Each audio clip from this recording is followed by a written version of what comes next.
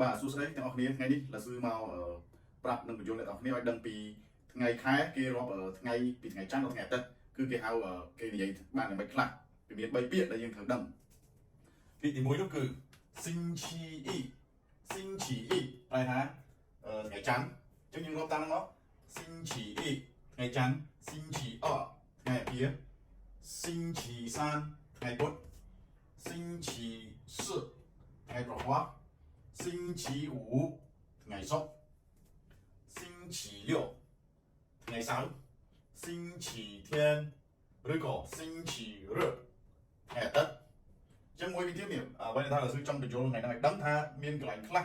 គេអត់សូវនិយាយ星期ប្រហែលទេគេច្រើនគេនិយាយនេះ周一ក៏ថ្ងៃច័ន្ទដែរ周一ថ្ងៃច័ន្ទអញ្ចឹងបើយើងនិយាយមក周一周二周三周四周五周六周日ចឹងមកថ្ងៃច័ន្ទថ្ងៃគៀថ្ងៃពុធថ្ងៃព្រហស្បតិ៍ថ្ងៃសុក្រថ្ងៃសៅរ៍ដូចតែនេះដូចគ្នា星期一ដូចគ្នាអញ្ចឹង礼拜一ថ្ងៃច័ន្ទអញ្ចឹងយើងដាក់មក礼拜一礼拜二礼拜三礼拜四礼拜五礼拜六礼拜天ឬក៏礼拜日អញ្ចឹងអាហ្នឹងបងប្អូនត្រូវចាំថាកន្លែងគេអញ្ចឹងហ្នឹងគឺវាមានពាក្យច្រើនណាស់អញ្ចឹងបើសិនគេនិយាយ周一ថ្ងៃច័ន្ទក៏យើងត្រូវតែស្ដាប់ឲ្យបាន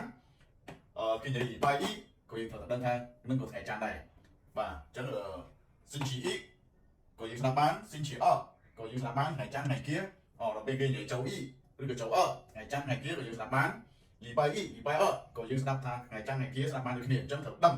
ព្រោះមានចំណុចកន្លែងតាមផ្នែកអញ្ចឹងណាគាត់និយាយតែគាត់និយាយនេះនិយាយ星期一ក៏បាននិយាយ周一ក៏បាននិយាយ礼拜一ក៏បានអញ្ចឹងឥឡូវលាស៊ឺឲ្យដឹងលាស៊ឺបញ្យល់ឲ្យដឹងចំណុចត្រង់ហ្នឹងបើសិនគេនិយាយទាំង3ពាក្យហ្នឹងគឺយើងត្រូវតែដឹងអស់គ្នា星期一ថ្ងៃច័ន្ទ礼拜一ក៏ថ្ងៃច័ន្ទ周一ក៏ថ្ងៃច័ន្ទអញ្ចឹងអានេះហេតុអីបានលាស៊ឺដាក់ពីអីដោយសារនេះ